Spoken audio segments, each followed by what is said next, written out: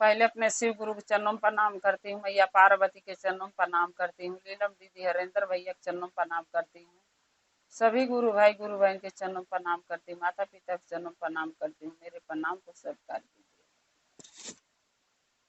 गुरु भाई गुरु बहना,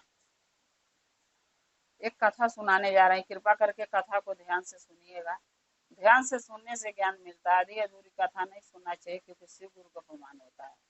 पूरा कथा सुनने से कथा के रहस्य के बारे में पता चलता है और समझ में भी आता है कि कथा में क्या बताया गया है, उसका ज्ञान भी मिलता है। इसलिए कथा को कभी भी आप लोग सुनिएगा तो पूरा सुनिएगा, ताकि ज्ञान मिल सके। अगर मेरा ये कथा आपको अच्छा लगेगा चर्चा, तो कमेंट में लिख के जरूर भेजिएगा। चैनल को सब्सक्राइब कर लीजिएगा कि जो मैं नया नया वीडियो डालती हूँ, कथा डालती हूँ, आपके पास पहुंचता रहे। आप हमारे कथा को ऐसे ही देखते रहे, अपना प्यार देते रहे। एक गुरु बहिना थी, उनके दो बेटे थे। बहुत मेहनत से, छोटे बच्चे थे तभी उनका मलिकार ये दुनिया से चल बसे। बहुत मेहनत से, बहुत पसरेमई से गुरु बहिना मेहनत मजूरी कई के उस बच्चे को पढ़ाई लिखाई दोनों को कमा के इस लायक बनाई कि दोनों अपने पैरों पर खड़ा हो सकें और कमा के खा सकें।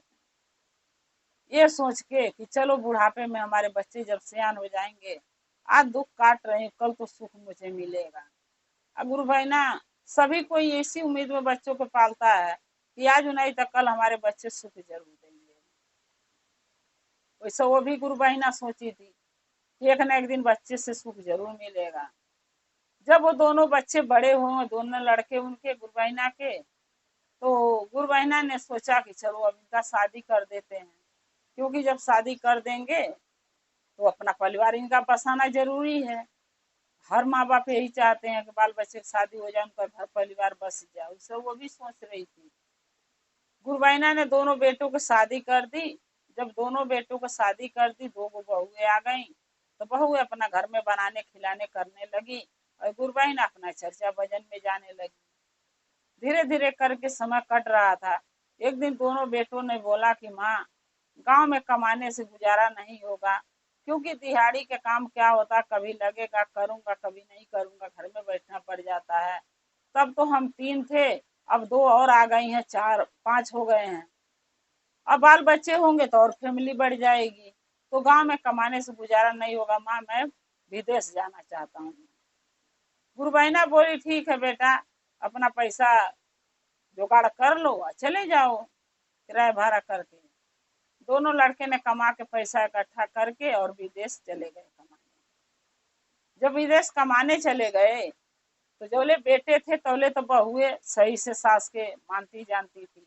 जब वो कमाने चले गए तो बहुए ने थोड़ा मान जान कम कर दिया सास का, क्योंकि पति है नहीं तो डर किसका है, सास कर क्या लेगी, इस सोच के उनका मान जान कम कर दिए। फिर भी गुरबाइना बेटों से शिकायत नहीं करती थी, ये सोच के जाने दो, बहू है, आज जैसे कर रही हैं, बना रही हैं, खिया तो रही हैं, दुख और दे तो रही हैं, कोई बात नहीं। फिर जब लड़के दोनों पैसे भेजते थे तो माँ के खाता में भेजते थे, यानी गुरबहिना के खाता में भेजते थे, फिर बीवी के पास नहीं पैसे भेजते थे। दोनों लड़का अपनी माँ के यानी गुरबहिना के खाता में पैसे डालते थे। एक दिन क्या हुआ कि गुरबहिना क्या करती थी, उस पैसे का कुछ पैसे खाने पीने में लगा देती थी और कुछ पैसे जो है महादेव के चर्चा भजन में जाती थी। तो प्रसाद है तो फूल है तो अगरबत्ती है तो धूपबत्ती है, ये सब चीज में कुछ खर्चा कर लेती थी और कुछ पैसे बैंक में डालती थी। तो बहू जो दोनों थे उनको सब पता था कि मेरी सास चर्चा में जाती है तो कुछ पैसे उसमें खर्चा कर लेती है। बहुओं ने क्या करी, एक में 4 लगा के अपने अपने पतियों से शिकायत करी कि तुम्हारी माँ, तुम उनके नाम से जो पैसे भेज रहे हो, तुम्हारी माँ सारा शिव चर्चा में खत्म कर देती, यानी महादेव के दे देती हैं, सारे पैसे महादेव के खाता में डाल देती हैं। तो लड़के सब बोले कि ठीक है, तुम लोग कह रही हो तो मैं माँ से पूछूंगा। बच्चे ने दोनों फोन किए, माँ से पूछे कि माँ तू पैसे क्या करती है, मैं भेजता हूँ तो जुटा के धर, आएंगे तो कुछ काम होगा। तो गुरबहिना बोली बेटा सारे पैसे मैं इंतजाम से धरती हूँ, कोई वही पैसा बेकार का खर्चा नहीं करती हूँ। बोले सब क्या करती हो फिर? बोली कि कुछ पैसे खर्चे में निकल जाते हैं, कुछ पैसे खाते में डाल देती हूँ। तो बच्चे बोले कि तुम्हारी माँ बहुआ तो तुम्हारी बोल रही है सारे पैसे तुम सिर्फ चर्चा में लगा देती हो। गुरबहिना बोली नहीं बेटा, हम खाते में डाल देती हूँ महादेव के, जब जरूरत होगा तो मिल जाएगा। बच्चे सोचे चलो माँ कह रही है तो अच्छी ही बात ही है। दोनों बेटों ने माँ की बात मान ली और माँ पर विश्वास करके सोचे कि माँ कह रही है सही कह रही है, बीवियों झूठ बोल रही है हमारी पत्नी सब। फिर शिकायत करी पत्नी दोनों की कि आप लोग आ नहीं रहे हैं, इतना दिन से कमा रहे हैं, 3-4 साल हो गया, और आपकी माँ पैसा क्या करती है कोई हिसाब नहीं है। दोनों लड़के बोले ठीक है मैं आ रहा हूँ तो माँ से पूछ लूंगा। दोनों बच्चे जब कमा के आए विदेश से, तब गुरबहिना से पूछे कि माँ पैसे कहाँ हैं, कहाँ धरी हो? तब गुरबहिना बोली कि बेटा कुछ पैसे तो अपने खाता में डाली हूँ, कुछ महादेव के खाता में डाल दी हूँ। बेटों ने बोला माँ कितना पैसा महादेव खाता में डाले, कितना अपने में डाले, कितना खर्चा किए बताओ। गुरबहिना सारा हिसाब किताब बता दी। लड़के दोनों बोले कि चलो जाने दो कोई बात नहीं माँ, चर्चा भजन में लगाइए कोई बात नहीं। लेकिन जो बहुएं थी वो अपने अपने पतियों के जीना दुश्वार कर दिए। आने के बाद नहीं मांगो मांगो, तुम नहीं रहोगे, चले जाओगे तो पैसा फिर उड़ा देंगी, महादेव के खाता में डाली है तुमसे बोलो निकाल के दें। फिर लड़के दोनों गए, फिर माँ से पूछे माँ पैसे महादेव के खाता में डाली हो तो कब निकलेगा? गुरबहिना बोली बेटा चिंता मत करो, जब समय आएगा तो पैसे मिल जाएंगे महादेव के खाता से। बेटे ने बोले नहीं माँ अभी चाहिए मुझे पैसा। तब गुरबहिना बोली बेटा उसके लिए तो मुझे मरना पड़ेगा, जब मैं मरूंगी तो महादेव के खाता से पैसा मुझे मिलेगा। तो बेटों ने तो कुछ नहीं बोला, लेकिन जब जाकर अपनी अपनी पत्नी से बोले दोनों, तब दोनों पत्नी बोली इससे अच्छा है कि अपनी माँ के मार दो। कह रही है कि मरने के बाद महादेव के खाता से पैसे मिलेगा, तो उनको मार देते हैं, जब वो मर जाएंगी तो पैसे मिल जाएगा। तो दोनों लड़के भी बात मान गए बीवियों की। भाई आजकल के जमाना ही ऐसे है कि बीवी कही तो सही, माँ कही तो गलत। दोनों ने अपने अपने बीवी की बात मान गए। बोले ठीक तुम कह रही हो, जब माँ के मरने के बाद ही पैसे मिलेगा तो माँ को मार देते हैं। लेकिन फिर सोचने लगे कि माँ को मारू कैसे, ऐसे तो माँ को मुआ नहीं सकते, कुछ तो कुछ उपाय सोचना पड़ेगा।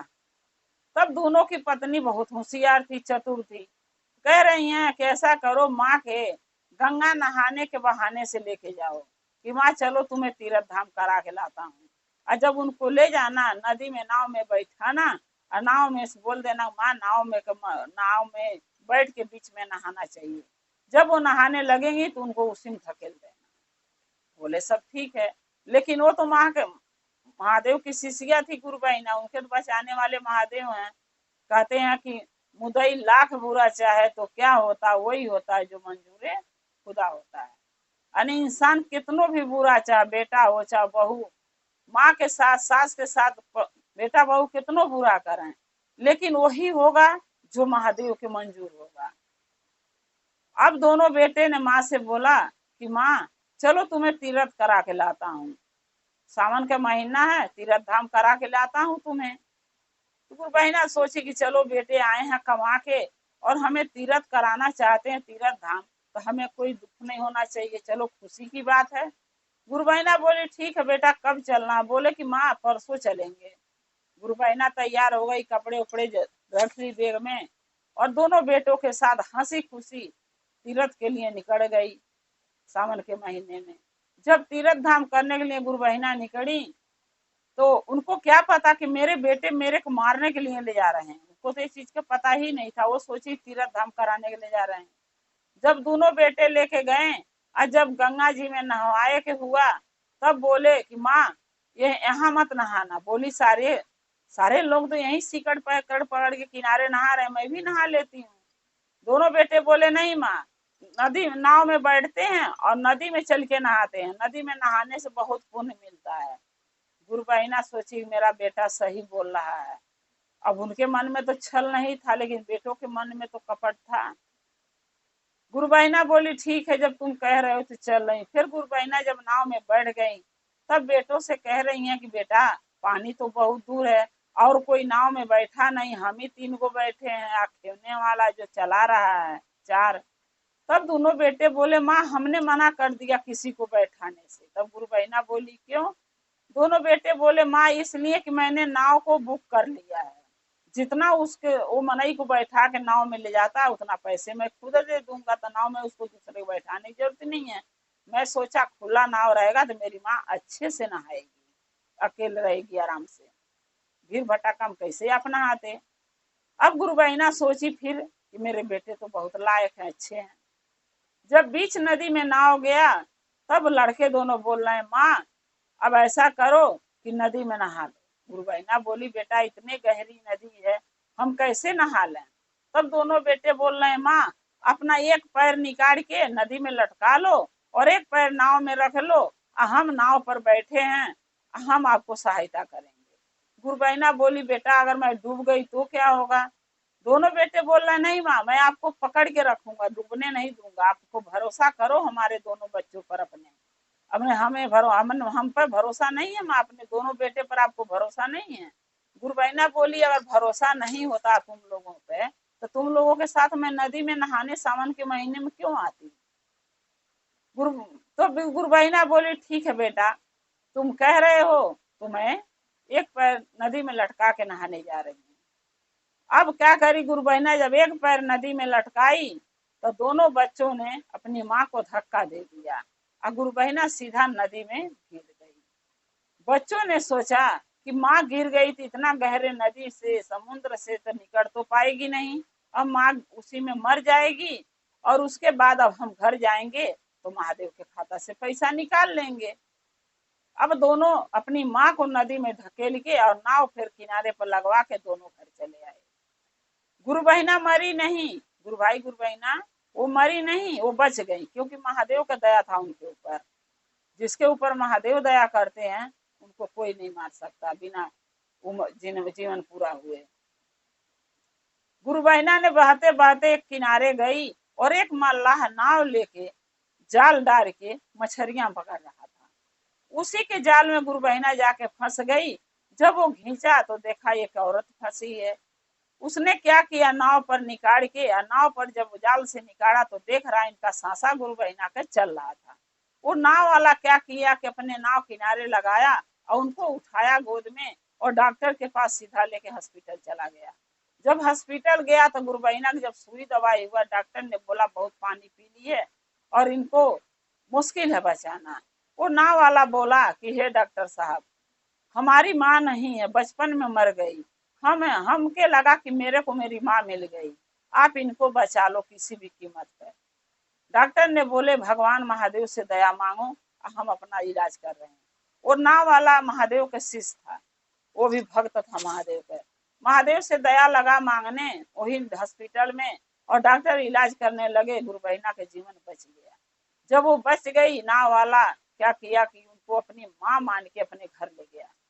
जब घर ले गया बोला माँ नहा धो लो, खाना पीना खा लो। बोली गुरु बहिना नहीं बेटा, हम बिना नहाए और बिना महादेव के पूजा किए भोग लगाए मैं भोजन नहीं करती हूँ। जब मैं नहा के भोग लगा लूंगी तो तब जाकर भोजन करूंगी। तब वो नाव वाला बोला कि माँ हम आपको माँ मानता हूँ, आपके सेहत की मुझे चिंता है, आपकी दवाई खाना है, आपकी तबीयत नहीं ठीक है। गुरु बहिना बोली नहीं, मेरी तबीयत तभी ठीक हो जाएगी जब महादेव के लोटा जल चढ़ा देंगे सावन के महीना में।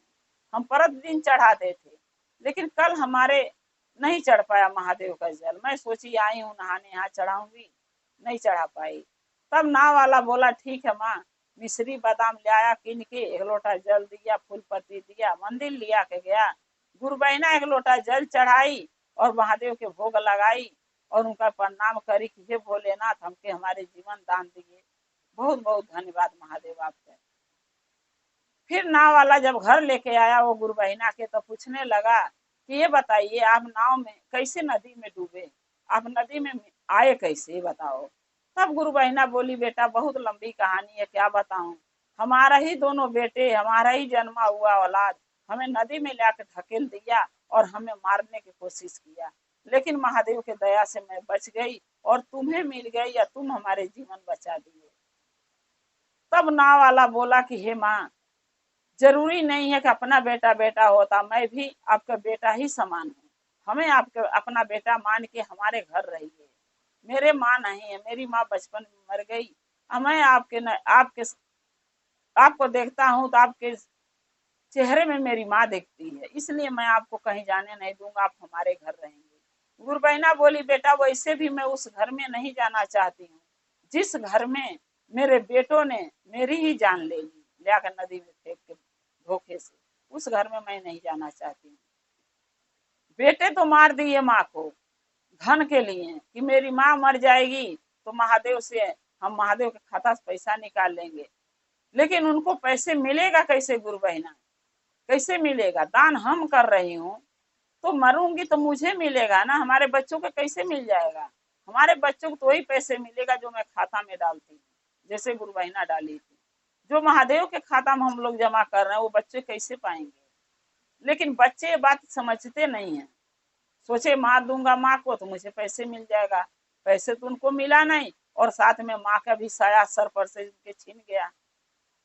जो उनके बेटे थे गुरबैना के वो भिखारी बन गए, क्योंकि अच्छे खासे कमाते खाते घर के थे, धन दौलत सब उनके पास था। कब तक? जब तक उनकी माँ थी घर में और माँ के वो लोग इज्जत किए, मान सम्मान किए, तब तक धन था। जब माँ को नदी में ढकेल दिए, धन भी साथ छोड़ दिया, लक्ष्मी भी चली गई उनके घर से, गरीब हो गए, भिखारी बन गए।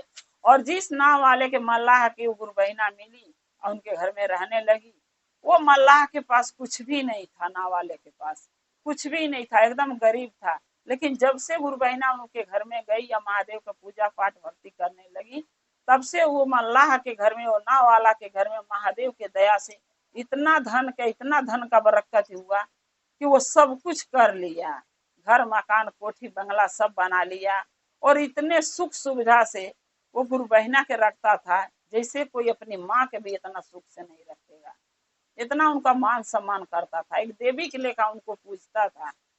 तो गुरु भाई गुरु बहना, जो अपनी माँ का इज्जत करेगा, अच्छा दूसरे की भी माँ की इज्जत करेगा, उसी के घर में लक्ष्मी वास लेती हैं और उन्हीं के घर में संस बरकत होता है। जो अपनी माँ की इज्जत नहीं करता, बाप की इज्जत नहीं करता, अपने घर में बुजुर्गों की इज्जत नहीं करता, बोझ समझ के उनको घर से खदेड़ देते हैं, उनको जान से मार देते हैं, वो बच्चे के कभी महादेव भला नहीं हो करते हैं, कभी उनका सहायता नहीं करते, उनका दुर्गत हो जाता है। इसीलिए कहते हैं गुरु भाई गुरु बहना, कभी अपनी माँ बाप को दुख नहीं देना चाहिए, क्योंकि आज हम लोग बूढ़े हो रहे हैं, हमारे बच्चे दुख देंगे, कल को वो भी बूढ़े होंगे तो उनका बच्चे भी देखेंगे तो उतने ही कष्ट, बल्कि ये कहो उससे ज्यादा दुख देंगे।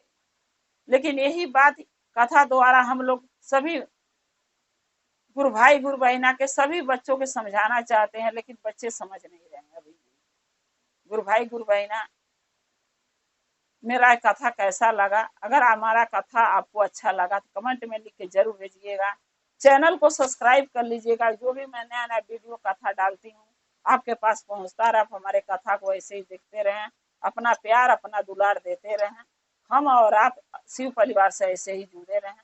हर हर महादेव, घर घर महादेव, महादेव के दया और कृपा सभी भक्तों पर, सभी गुरु बहना पर सदा बना रहे। जय शिव गुरु।